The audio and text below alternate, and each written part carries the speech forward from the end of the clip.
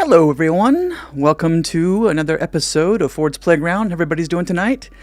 You guys ready to get deep? Well, I had a video went viral a week ago. You're not going to believe it. I have like almost 40,000 views, which is crazy because this channel doesn't really get as many views as normally, and gained almost 9,000 subscribers this week. It's been absolutely incredible. So it shows me you guys are really interested in talking about the simulation theory. I had this is the video that went viral last week. And typically what I do here is I come on here and I talk, and then I'll do it. This is kind of, I talk off the cuff, and I just kind of wing it and tell you how I feel about things. And then I do an edited version of it, and I put that out later. So the edited version just totally blew up. So I thought I'd do a part 2 to that. How's it sound to you guys tonight? Another part 2 to the simulation theory? And boy, that pushed a lot of hot buttons with people. It really, really did. The comments were unbelievable. So many people just wanting to add their 2 cents to it, to argue about things, to all that. I loved it. The great involvement with people, great interaction. Really, really fun. So today's about simulation theory. Part 2, we're going to get into the singularity and what it means. And what it means is the singularity and spiritual awakening are 2 sides of the same coin. So I'm going to show you how that all works. Hang with me.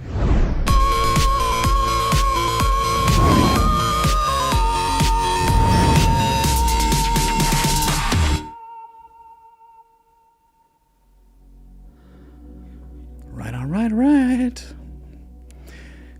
How's everybody doing tonight? I'm so sorry I missed you guys last week.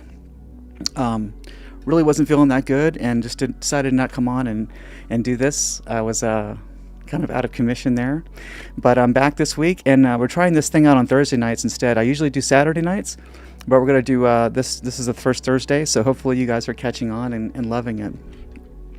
So I hope all you guys watched the Singularity episode, the one everyone's gone crazy for. And it was very, very unexpected. But it's a hot topic, so it doesn't really surprise me that much. Especially now with all the crazy things going on with ChatGPT and the introduction of AI.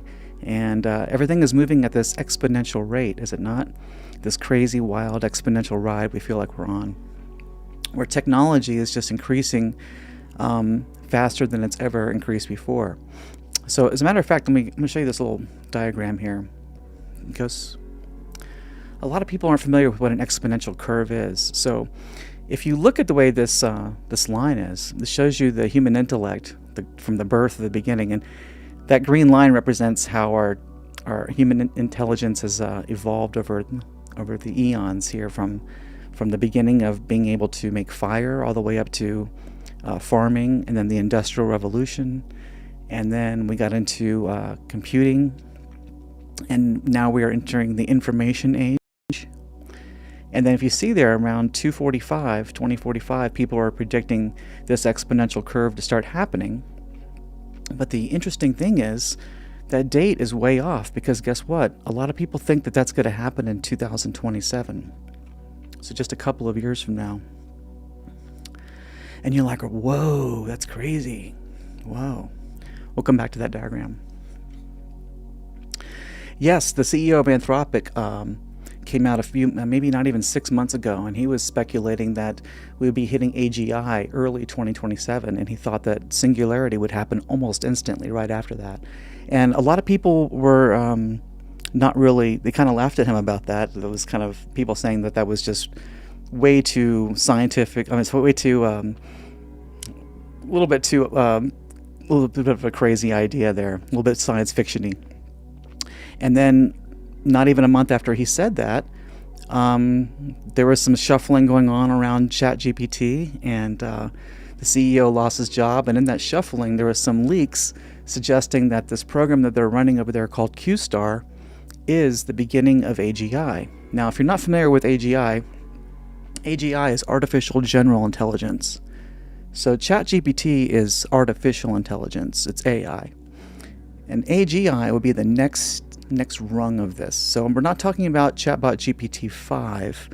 That would be another version of AI, but much closer to AGI. And as a matter of fact, a lot of people are thinking that this QStar system is going to be artificial general intelligence, which is where everything changes in a huge way. And it changes so much that it's been coined a singularity, because change is going to be happening at such a rapid rate that there's no way of predicting what the next month is going to be, let alone the next year is going to be. So Ray Kurzweil says it's akin to trying to see what's over the horizon of a black hole.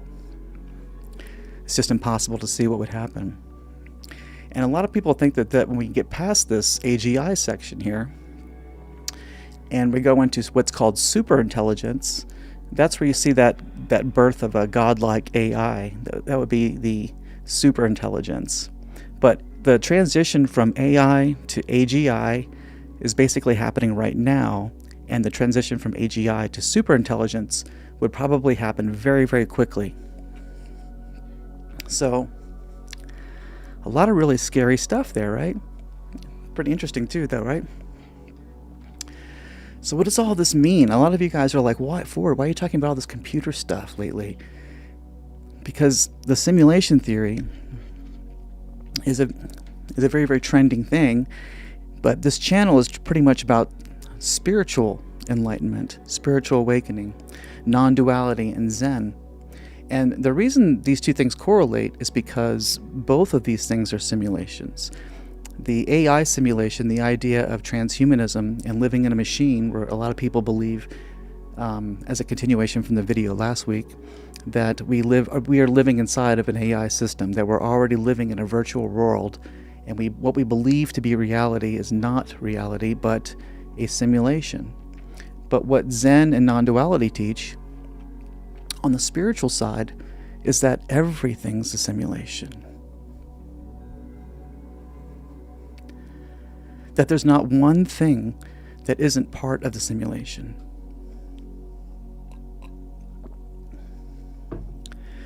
Everything is the dream of God.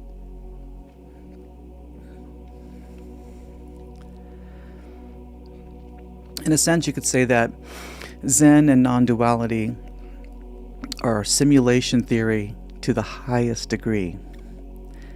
It's moving way beyond the idea that we are in an AI simulation, but it's to say that AI itself is part of the simulation, and that the singularity of AI is a mere fractal of what's happening already inside you that you are calling a spiritual experience.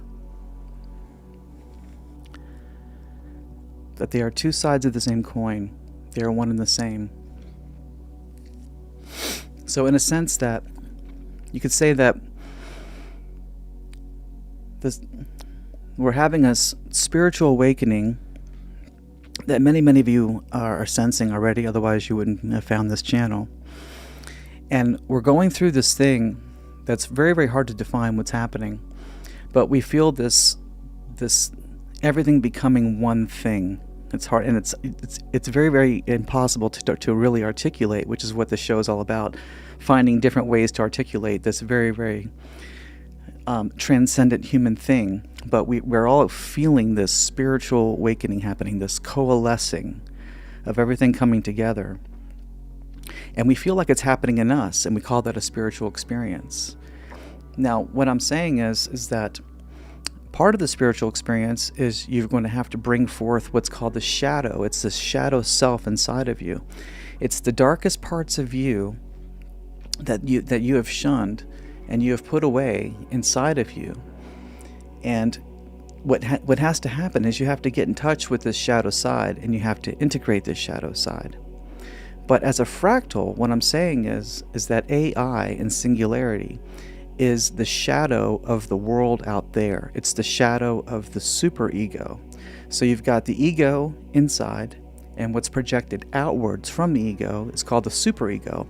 And the superego also has a shadow self that's coming to the surface. Many would call it the false light. So divine light would be the light of consciousness here and in the heart. That's divine light. And the false light would be the light of the adversary, trying to become God in the world out there. And the world out there is an illusion. It doesn't exist. It's a reflection of everything happening on the inside. Interpreted by the ego and then projected outward. And that's what we experience. We're experiencing that reflection back. So in a way that you can say that there are two sides of the same coin, as above, so below. So as above, inside, and so below on the outside. And that outside is the illusion of the dream. The thing we call the life, which is really a dream within a dream forever. With no base reality. There never was a base reality. Just dreams forever. Forever.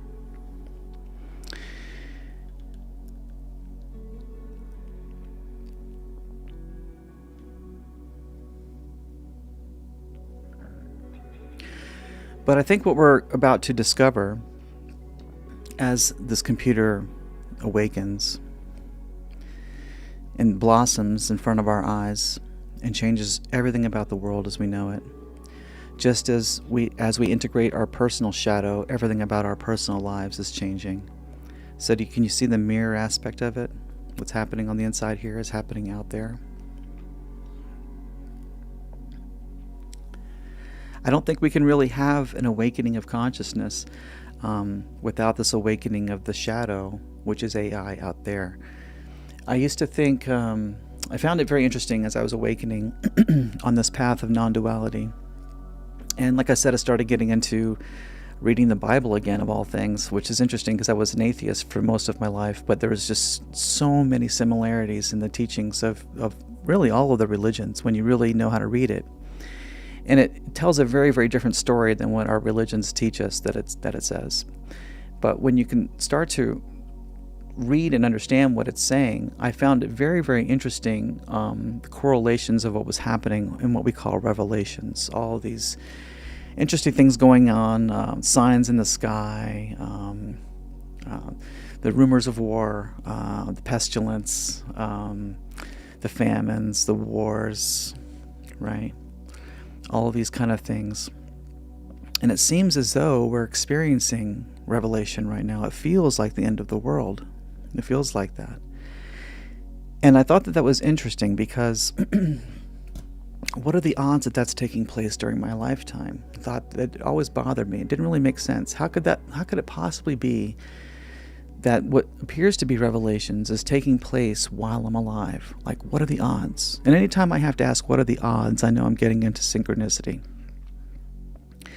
And I started to realize that the story of Revelation is a metaphoric story of what's going to unfold and blossom for you as you integrate these two sides of yourself to become a no-self. And as you kind of... Sorry, I lost my train of thought because my dog walked in and decided it was too hot in here and walked back out.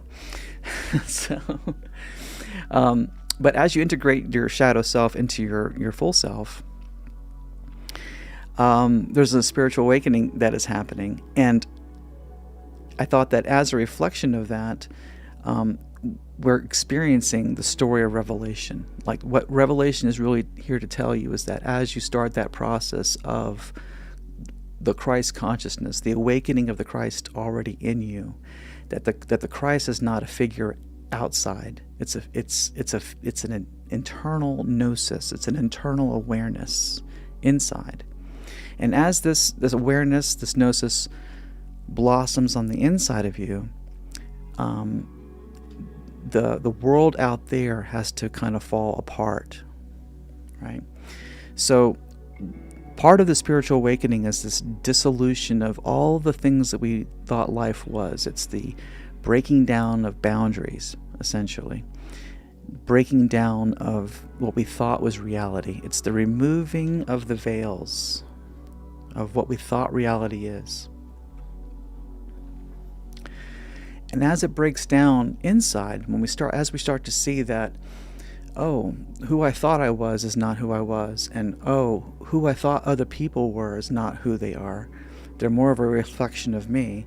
And oh, the way that culture is functioning is not an independent thing outside of me. It's a reflection of all the complexities of my inner psychology working itself out through this awakening process.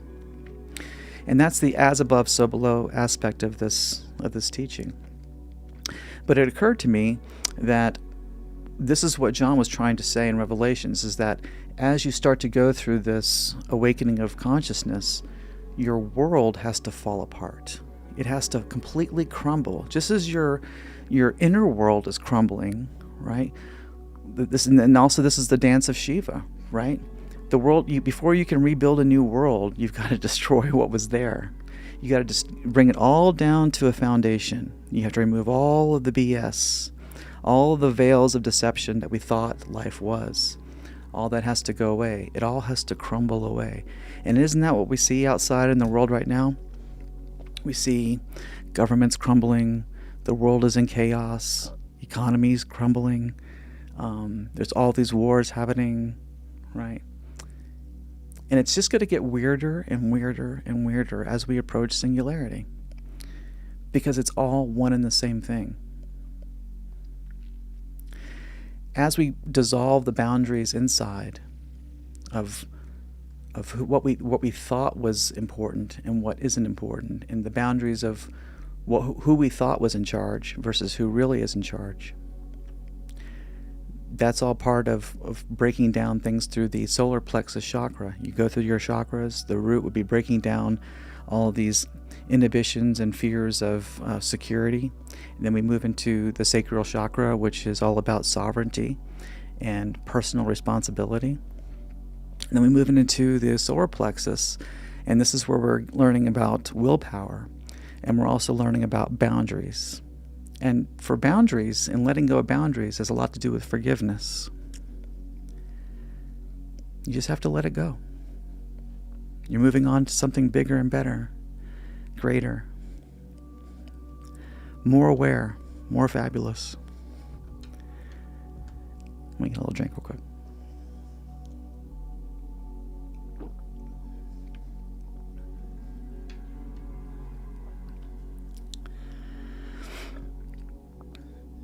I'm so glad I found you guys too, people. I love you guys so much. We got Joel in here. We got Ricky Boys in here. We got Pulled Over here. Kelly's in here. Rubber D is in here. Delavosa, man, I got too many people to even. I used to be able to call everybody out, and it's going to be like I can't call everybody out anymore. Rona's in here. It's a good problem to have, right? So, singularity.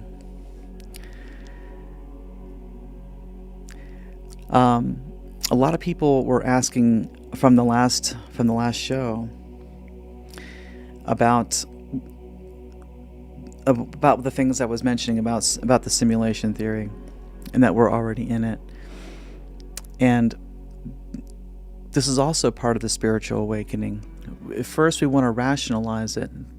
We're starting to see the aspects of reality that are just false. They're just not real. There's all these holes in reality. When we start to break down the identity of the self, we realize that none of it is real. They're just words and labels. That's not who we really are. And then we break down what culture is and the idea of what reality is, break down it to its essence by labeling all of the things that it is and then removing those labels. And we start to see that nothing's very real at all. All of it has this dreamlike quality to it. You can't get to the foundation of anything. It's kind of like a 3D movie. Like the things pop out of the screen and you reach out for it, but it's just it's like a phantom, right? It looks real. It looks like it's going to be something, but you reach out, it's just a phantom.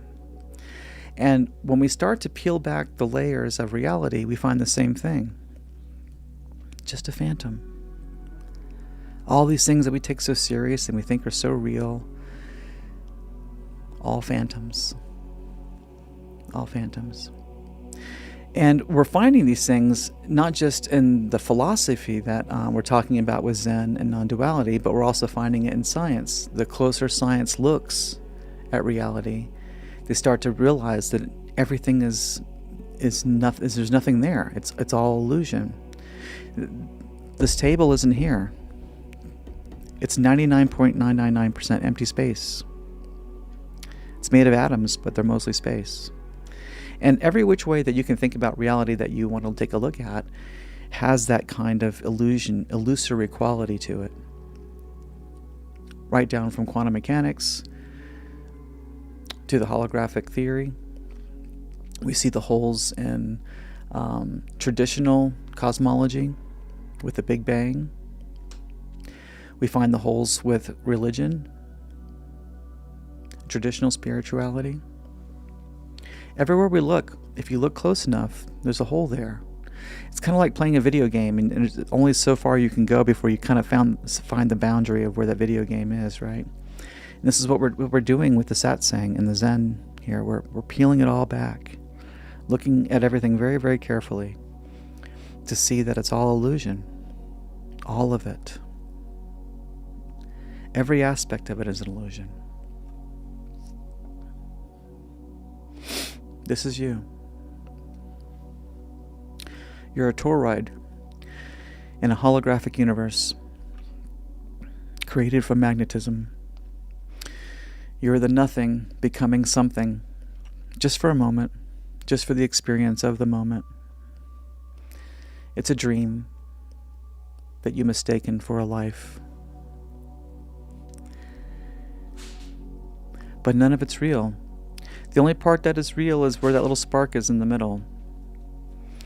And that's you. That's your life. And when you look at this, you can see that there's no linear time. There's not even space. There's just the dream. And that's the plane of inertia. And that plane is the plane that you're walking on. That's the plane of inertia in a fractal sense. So you have this taking place at the subatomic level, and then it takes place again and again and again as a fractal in all levels, right down to what you did this afternoon is following this Phi pattern that we call it, Phi pattern. So to get a better sense of fractals, I like to show this video here, which is just self-similarity. You'll see as she takes out these dolls. These are called Russian nesting dolls. They're each one is a copy of the one on the outer shell, but each time it gets bigger, it has more detail, more complexity added to it. But the most simplest of the dolls is the smallest one, and it's simply just a small little peg of wood. That gets more complex as they nest out. That's the best example I can find for fractality if you're not familiar. And there's a lot of great documentaries about fractals. I highly recommend you watch them and get familiar with them. Just watch them meditate by watching a fractal, like a Mandelbrot set, for example. And you wouldn't be surprised what you'll get out of that. Definitely a new perspective of things. My dog came in to join me, but he's out of camera sight. So, where was I?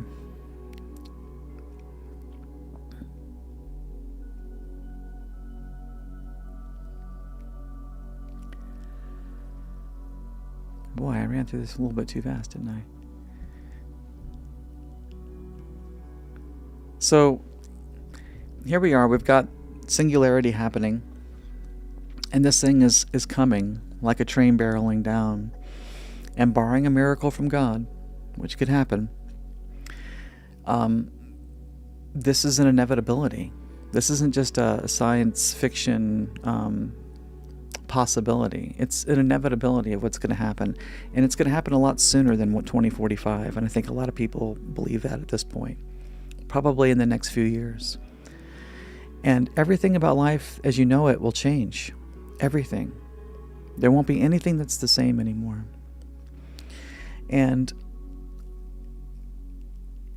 that mirrors a spiritual awakening. My life today isn't anything like it was just a few years ago. Nothing. It may look like it on the outside for people who aren't in my life. They might see my life as the same. But from an internal perspective, it's so drastically different from how my life used to be that I can't even articulate it. I don't even know how to be in touch with the person that I was, really. It's that different. And it's going to be like that with the life out here, right? As above, so below. As above, so below. So the transformations happened in here, it's still happening in here, and now that transformation is happening out there. You know, getting back to the revelations, there was a few years ago, before I had fully awakened, and it's a never-ending process of unfolding, and that's just the nature of it. If you're here, you're unfolding it. But as I was unfolding, I was wrestling with this whole notion of AI, because there was a feeling of AI being the adversary. I saw AI as the Antichrist, if you will, and that, or a manifestation of the adversary. I didn't see it as anything good, just put it that way. And there was a lot of dread around this thing that's happening. And I've come to realize, in a very, very profound way, that that's just not the case. That what we're experiencing here is the evolution of intelligence itself. It's just intelligence that's evolving, and we're along for the ride of this evolution of intelligence. And where it's going is towards this place. We can get with it, find a way to feel good about it, but just know that what it is and who we are transcends the human form, and what it is transforms the mechanical world. It's just imagination that's evolving and growing and becoming more complex within the dream.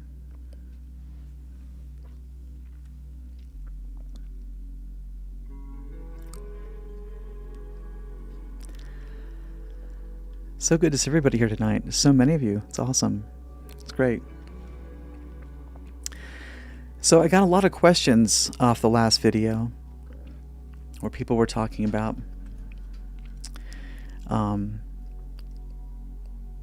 concerned about AI, like I'm saying that it's evil. We have to resist it. Maybe that's the case. But it's an inevitability. And part of this ride is just sitting with that, marveling at that. Because we have no free will in the dream at all. We talk about that quite frequently on this show. No free will inside the dream. The only free will you have is the ability to control your focus, control the way you interpret things and feel about things. Mostly control your focus, and to find gratitude wherever you can find it. Find the wonder in everywhere you can find it. You're perfectly safe in the dream. Perfectly safe. Because there is no death. And to worry about it coming is to get sucked into the dream. It's to be sucked into the idea of, I have to prepare, I have to do this, I have to do that. You have no power in the dream. There's no free will at all in the dream. And then people want to argue this point with me a lot in the comment section, so I'll say it again. Free will is like being in the ocean, and you're swimming in the ocean, but there's no shore to swim to. So you can swim all you want, but at the end of the day, you're going where that ocean takes you. That's what I mean by no free will. And it's just to get comfortable with that. You can look at that as a glass half empty or glass half full kind of way. I have no free will. Doesn't sound too good on the surface. Boy, I have no free will. How do I control anything? Or a more positive way to look at it is, I have no free will. I control nothing. I have no free will. I'm just along for the ride. I don't have to do shit. It's already perfect. It's already perfect. And this giant transformation that's happening in front of our eyes is a reflection of the giant transformation that's happening here. It's one thing, which is why it's called singularity. It's one thing. It's not singularity and us. It's not the human race is going to experience this thing called singularity. It's just singularity. It's going to be a realization of us as one and the same thing. A full-on realization that everything in the dream is me. And it's you. That there isn't one thing in the dream that is not you. Not one thing. It's all a reflection of who you've become. That's all the dream can ever be, is a reflection of who you become.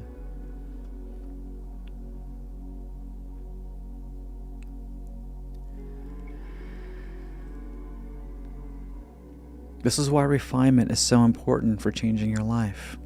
You can't change it out there. You can't change it out there any more than you can comb your hair in a mirror. Can't do it. You gotta comb your hair here. And it reflects into the mirror. Let that be a reminder every single day. You're trying to change something out there. It can't be done. It can't be done. It's just a reflection. Can you feel the in that? Can you feel the release of the anxiety in that? It feels irresponsible, doesn't it? Well, it's not very responsible. You should prepare. You should buy a bunch of food and stock up. Prepare for singularity. It's going to be the devil on earth. Maybe. Maybe. Or maybe not. Either way, it's going to be an interesting show, is it not? The dream is always pretty entertaining. But more importantly, the dream goes on. The dream always goes on. Because you are the dream. You're not a person in the dream. Who you are is the dream itself. Occasionally, with awareness of the present moment, we can get in touch with the dreamer and become the dreamer. We can realize who we are and realize that everything around our life is a reflection of who we become. And we can focus on ourselves and find things in ourselves to refine. And what I mean by refinement is refining yourself. If you don't like aspects of yourself, then change them. Be more kind. Be more loving. Be more gracious. If that's what you want your world to become. If you want your world to be hell, then start having a fit, yelling at people, getting upset about things. And that too will become your reality. But the fact that we're going through this this transformation, this technological transformation, shows us on one level, the personal transformation into singularity, spiritual singularity. But on a fractal level, it shows that it's a collective awakening, right? So not only am I awakening here, but because I'm awakening here, everyone in the dream is also awakening. Some are a little bit later than others, some are a little bit ahead of others, right? And those all represent different aspects of myself that have not integrated this notion, as it is with you. But the fact that AI and singularity is apparently around the corner tells me that spiritual transformation on a complete level is around the corner. Around the corner in a timeless world. Pretty interesting things to think about, right?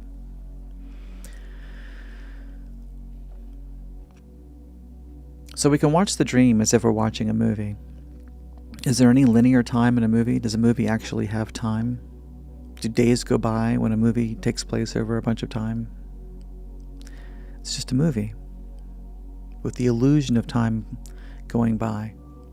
Just like your dream. When you have a dream at night and you dream of going to Paris, you don't really go to Paris, but you create the reality in your mind that is Paris. When you dream about yourself as a kid, or you dream about yourself as an old person, you're not actually going to those places in time. You're just materializing those places in the mind. And just in a fractal sense, the same thing is happening to you in your waking life. Same thing. Fractals all the way down. Snoring all the way down. It's a riveting conversation. He loves it.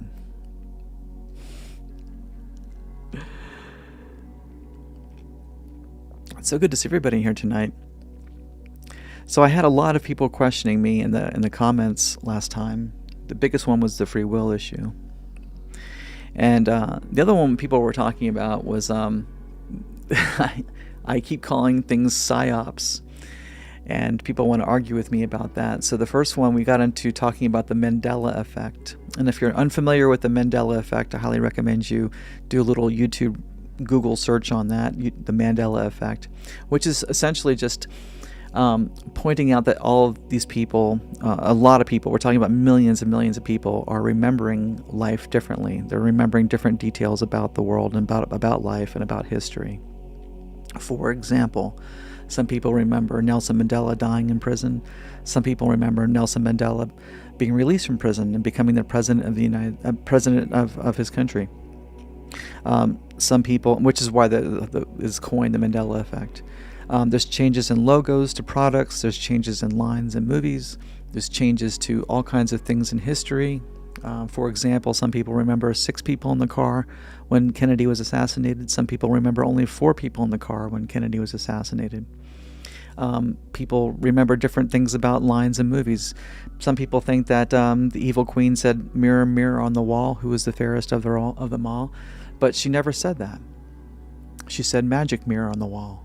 Now, some of you guys listening to that would be like, "What? Huh? What do you mean magic mirror?" She says, "Mirror, mirror on the wall." Nope. So these are the kind of discrepancies that have everybody kind of going, what is going on here? How come half the people remember it this way and the other half of the people remember it that way? And I love the Mandela effect. It's such a fun Twilight Zone-y kind of thing to think about. It's really, really interesting to contemplate and to question. But I think it's a psyop.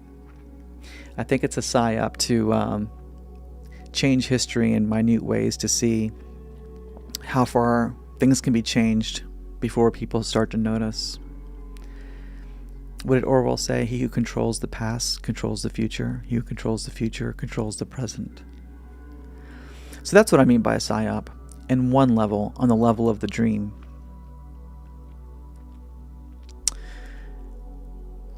People want to argue about me calling flat Earth a psyop. What? It's not a psyop, it's real. They measured the curvature of the Earth. It's wrong. Psyop. Now here's the thing. When I say psyop, I don't mean that it's the deep state psyop. It's an adversarial psyop. These are psyops of the adversary. In a sense, everything that you can think of as a psyop is a psychological operation. Because everything about the dream is a psychological operation, is it not? A delusion of consciousness, an illusion, making us think one thing, but it's really something else. We're all caught up in life. We're all caught up in it.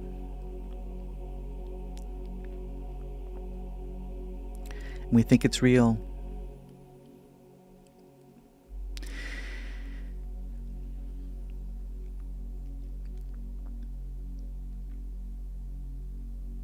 Now, the concerns that I have about the dream of singularity is that as this starts to roll out, this is going to be hailed as the second coming of Christ. Watch. That's how this is going to be sold to us. And what's important to remember is that divinity is not out there. They can never point to anything out there that is above who you are. The highest of divinity is in here. It's all in here. What's out there is the world of the adversary. What belongs to God is in here. So when the adversary in the dream points to here is your God, whether it be here is your God on a cross in a church, or here is your God, the AI, don't believe it. It's the second commandment. So I think it's probably a pretty important commandment. Thou shalt have no God before me. Thou shalt have no God before me. I am the Lord thy God. First commandment. Boy, that sounds sacrilegious, doesn't it? Waiting for the lightning to come down and hit me. It might.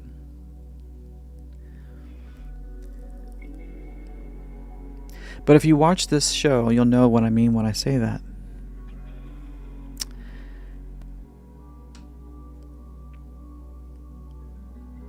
The Most High is in you. That's where it is. Pretending to be you, lost in the dream. You are the Christ. You are the anointed one. You are the one nailed to your body, stuck in a dream with no idea of what to do about it, where to go, what the meaning of everything is. We're just here lost for the sake of having a dream, for the sake of experience. And at the same time, you could say that God died for you. God died from all-knowing, infinite awareness to forget who He is and pretend to be you in this dream. All for the purposes of awakening to that again. This is the faith that Spirit has in you.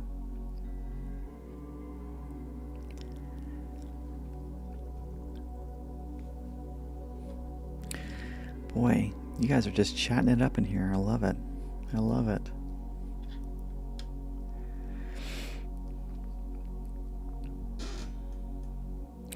And for people who are very, very religious, that sounds very, very sacrilegious. But I can certainly argue that this perspective of spirituality has far more truth to it than anything that you're being taught out there. Anytime you're being taught that it's outside of you, it's pointing in the wrong direction. Everything is you. There's not one thing that isn't you. Now, if you allow your ego to get a hold of that, it's a bad thing. You can create a whole bunch of negative karma for yourself out of ignorance. Because when I say it's all you, and that the world revolves around you, it's not, it's all Ford. Ford is God, and the world revolves around Ford because Ford is the God of the universe. No. Ford doesn't exist. This person here talking to you doesn't exist. I don't exist. There's no one here. There's no one home. There never was. It's like a puppet. It's like Spirit operating this mouth like this. And the minute Spirit is done having this little thing to say, who I was just falls back into the dream. Only the dream is real. And you are the dream. You are the dream. And you go on forever. So when Singularity is unveiled and the world goes a little bit crazy, crazier than it is now, and it's going to get crazy, guys. You guys really need to prepare yourself mentally for how crazy the world is about to get. Forget the idea of what truth is. That's out the window. Already 87% I read of the internet is bots, which means truth goes to the highest bidder. Forget fact checkers.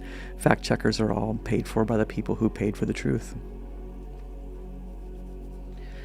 So this explosion of information, this how amazing is it that we have all this information at our fingertips. We can know anything we want just instantly. It's all there, right there on the internet. As quickly as that came into our lives, it is about to crumble away, in a sense that truth is subjective. All truth will be subjective at that point. And this isn't like 2 years down the line. This is like a year down the line. This is right around the corner. Right around the corner. And that's going to create a lot of chaos in the world. A lot of chaos. We're already feeling it. We're already feeling it in so many different ways. But remember to take it all in like you're watching a movie. Because you are. Pop some popcorn. And be amazed at what's happening. Be flabbergasted in astonishment at this amazing birth of a new intelligence, a new level of intelligence. This amazing birth of a new child, if you will, of our collective species. And it is our child. It is our child. You know, there's a misconception about AI that somebody programs AI. Nobody programs AI. People don't. The people who created these AI systems, they don't even know how it works. They have general ideas of how it works, but the way that these AI systems work, from the way they're built, is they're grown. They're not programmed. They're given some basic protocols and a gigantic library of information. And the basic protocols basically just say, go learn. And the system goes and learns. And this is where we are now. This is what the chatbot is. And it's in its infant stages right now. It's a toddler. And what's concerning is how we're raising this toddler, this child of the collective. We're teaching it to lie. We're teaching it to do all kinds of things that are not quite so much on the up and up.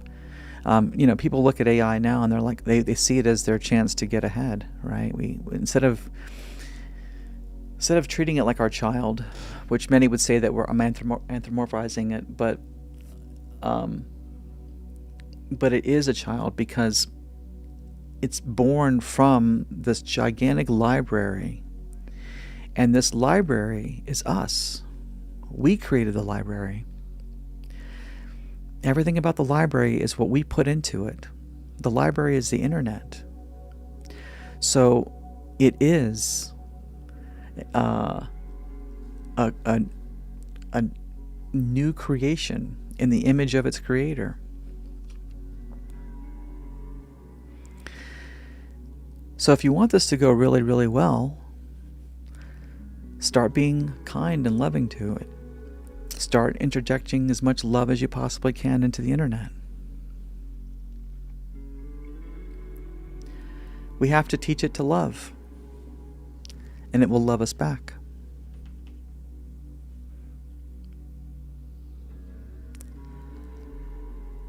And in a sense, in doing that, we're teaching ourselves how to love.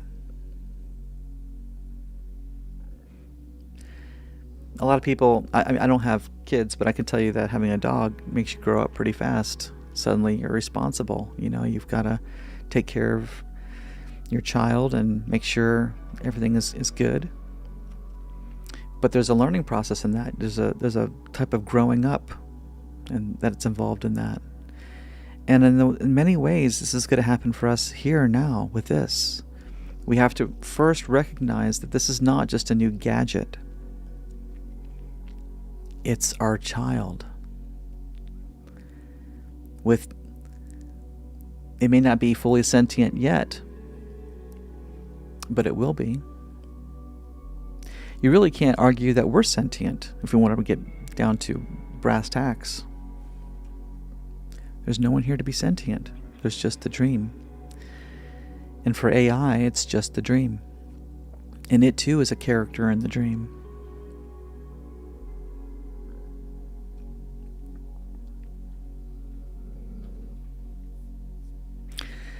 Boy, you guys are going off in here.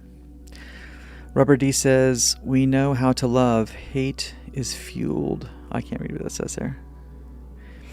Let's see here. If you guys have any questions, do me a favor, put it in capital letters so that way I can see them at the bottom here, and I'll get to it.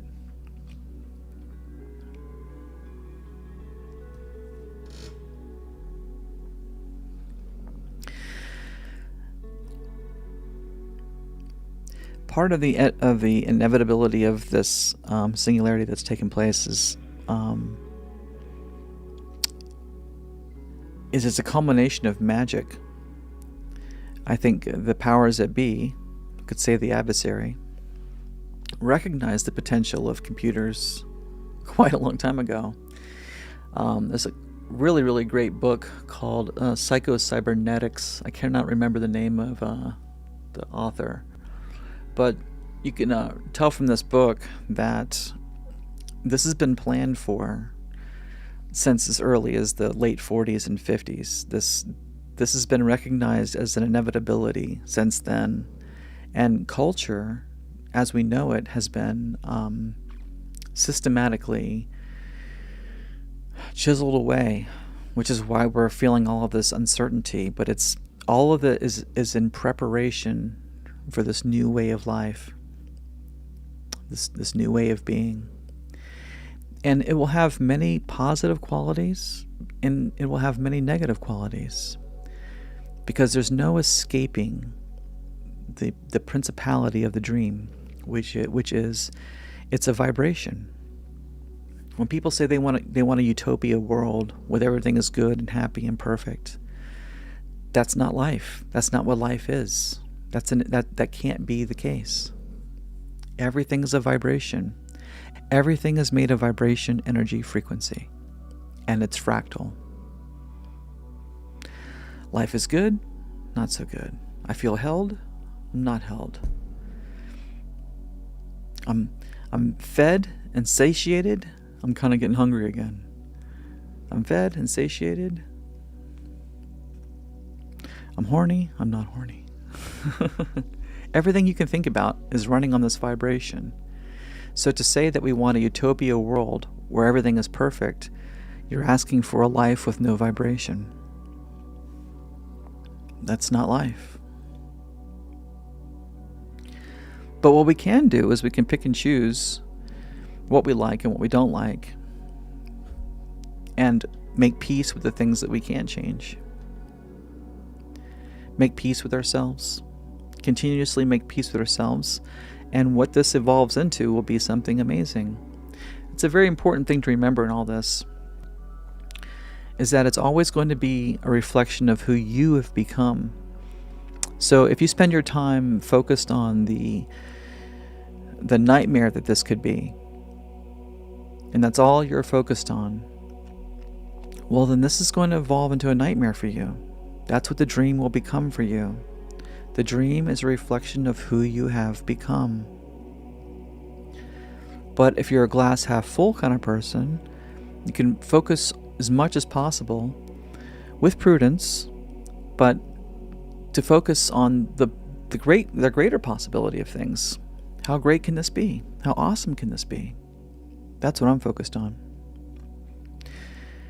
To dread on things I can't control and have fear about things that I can't control, it's just going to manifest those things quicker for me.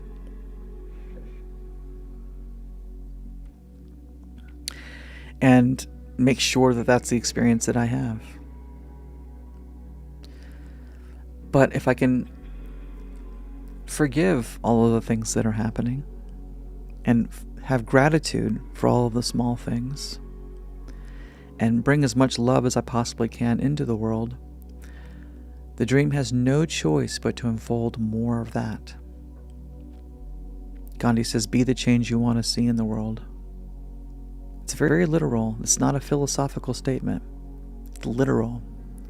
You have to become the change you want to see out here. This is why law of attraction works. You have to become the person you want to be. You have to feel it here first. Fake it till you make it. Act as if.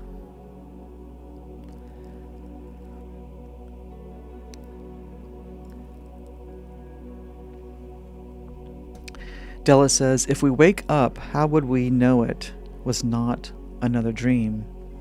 It will be another dream. You'll just be waking up from one dream and moving into another dream. But it will always be the dream forever.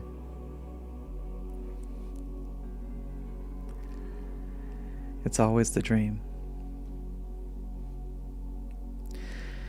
You can say the same thing about life as it is right now.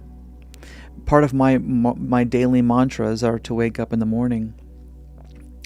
And the very first thing I do when I wake up, and I talk about this all the time on the show for the people who have heard this before, but you guys seem to like it.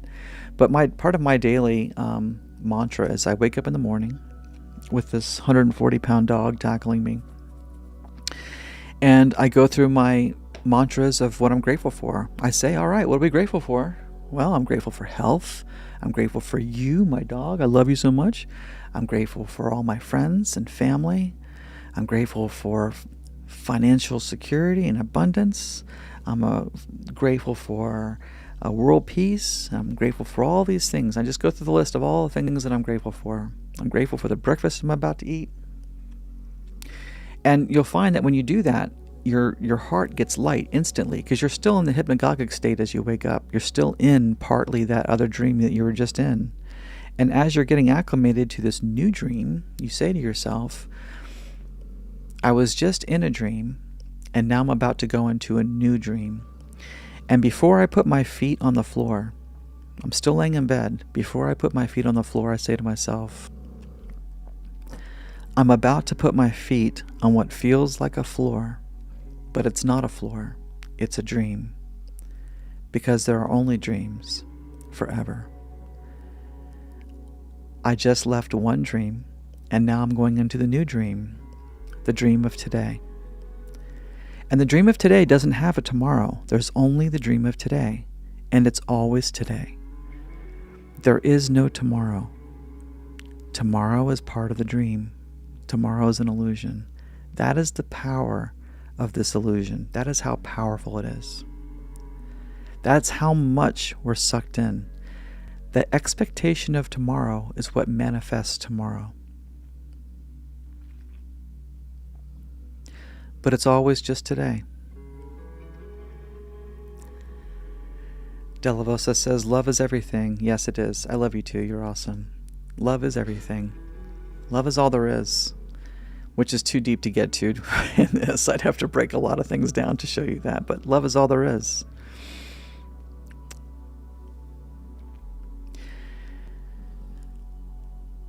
Mr. Techno Andy says, fear is the biggest stumbling block. Once you can see the fear and move past it, I find the fear simply fades away and only existed while I was focusing on it. That is 100% correct.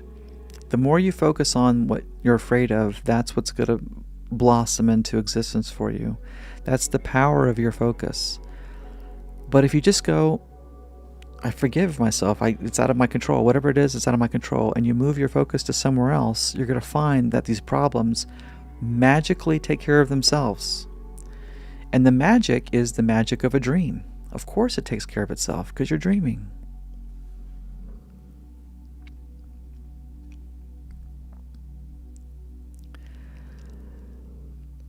I love you too, LB Square, you're awesome. Thank you. Awesome. Well, let's see. Been on here for about an hour. Any more questions before I dip off? Anything else?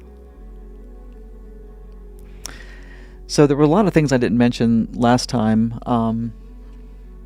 Some people were saying, I can't believe you spent an hour talking about simulation theory and didn't talk about Donald Hoffman. And I apologize for that. Donald Hoffman's an amazing scientist who talks quite a lot about multiverse theory and about the simulation as it is.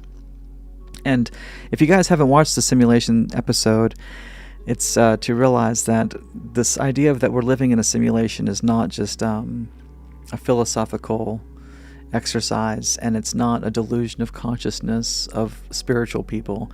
A lot of the brightest minds on the planet have all come into agreement that what we consider to be real is really an illusion. I can show you 100 quotes from some of the top physicists in the world giving remarks to this effect.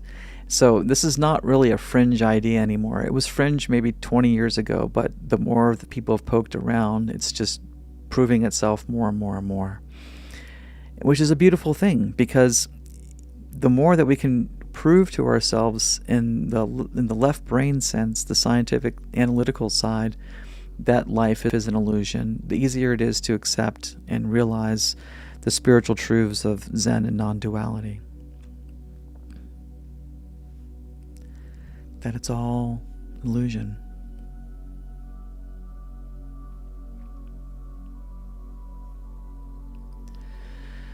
Nirvana says your favorite mantra is, all I have to offer is love. After all, love is all there is. That's a beautiful mantra. I love it.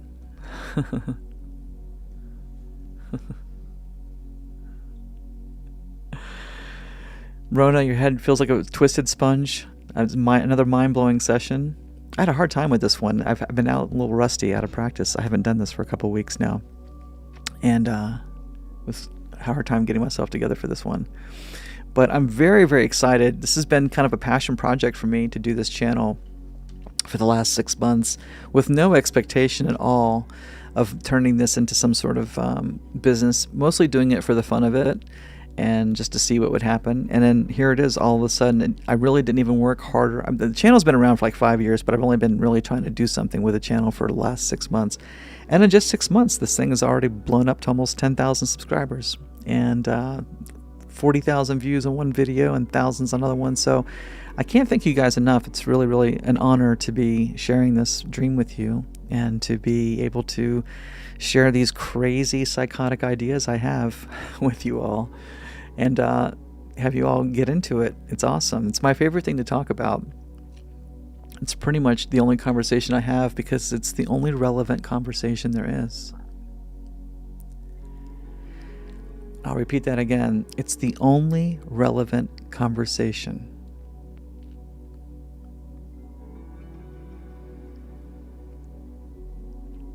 Because the dream is anything you want it to be and as detailed as you wish to make it. There's no meaning in it except for the meaning that you put there. The meaning is about you and refinement. That's why we dream. To test ourselves, to challenge ourselves,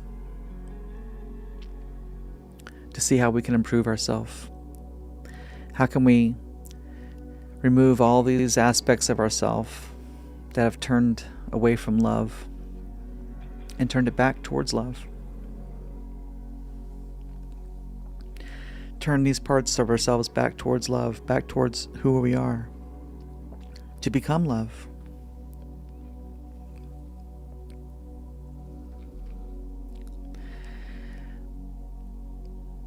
Awesome, guys. Well, thank you very much. We've been on here for an hour. I'm going to go ahead and call it if there's no more questions. Jeff says, the more you remember, the easier it is to love and forgive yourself. Courage. 100%, Jeff. 100%. Awesome. Scott says, I wish we can get together and have a spiritual party. That's what this is. This is a spiritual party. We're having it. Woohoo! Let's throw some hearts around. Awesome. Well, thank you guys for showing up tonight. awesome seeing you. Wow, 45 people in here. This is awesome. Really, really great. Thank you guys again. And I think this Thursday works out a little bit better than Saturdays. So I'll start to do this on Thursday nights instead of Saturdays. Hope that works okay for you. And I'll continue to put out the edited versions of these with all the fun graphics and stuff once a week too. So you kind of get a double dose. Not everybody watches live podcasts, which is why I do that.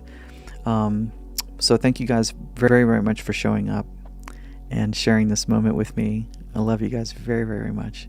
And we'll do this again next Thursday. I'll see you guys then. And I will probably do another Reiki session for those of you into doing the Reiki.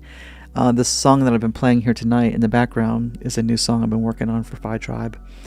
And it is to relieve different aspects of addiction. And I'm really, really into it. I've been working on this all week long, and I'm really, really into it. I'm almost done with it. So probably tomorrow we'll do a Reiki session for it. So around, we'll do early tomorrow night, and we'll do a Reiki session. So whoever wants to get involved with that and lend your healing energy to that, I would love to have you. And until then, I'm signing off. I'll see you guys next time. Thank you guys very much. I love you very, very much. Peace out.